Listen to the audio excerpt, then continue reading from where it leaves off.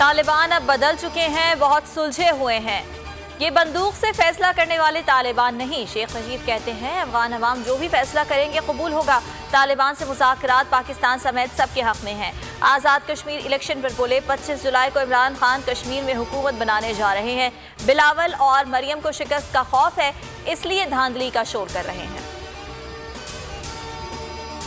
पाकिस्तान ने सिफारती कोशिशें तेज कर दी। वज़ीर ख़ारजा शाह महमूद कुरैशी आज अफगान अमन अमल के हवाले से ताजिकिस्तान रवाना होंगे। कहते हैं अफगानिस्तान की फैसला साज क़ुव्वतों को मुत्तहिद करने की कोशिश कर रहे हैं।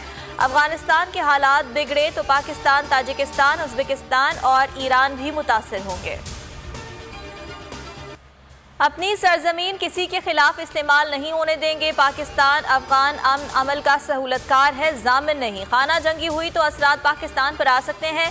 DGISPR major general Babar Iftikhar ने वाज़े कर दिया, कहा भारत को अफगानिस्तान में अपनी सरमायाकारी डूबती नजर आ रही है।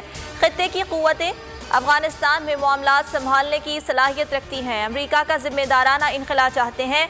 अफगानिस्तान में बंदूक फैसला नहीं कर सकती, फैसला अफगान अवाम ने करना है।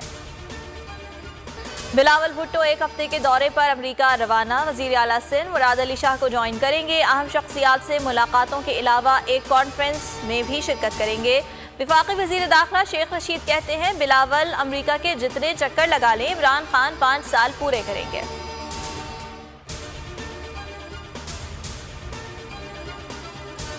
शहर शहर मवेशी मंडियों की रौनकें जोबन पर। शहरियों और व्यापारियों में भावताव, किसी को तगड़ी गाय की तलाश तो कोई मनपसंद बकरा ढूंढ रहा है। कराची की मंडी में सैराही जहाज़ों और बैल की धूम। ईद उल अज़हा तक 6.5 लाख से ज़ायद मवेशी मंडियों में आएंगे, ऐसा इम्कान जाहिर किया जा रहा है। लाहौर में साइकिल रेस। लिबर्टी चौक से शुरू होने वाली रेस का मकसद कोरोना वबा और वैक्सीनेशन के हवाले से शहरियों को आगाही फराहम करना है।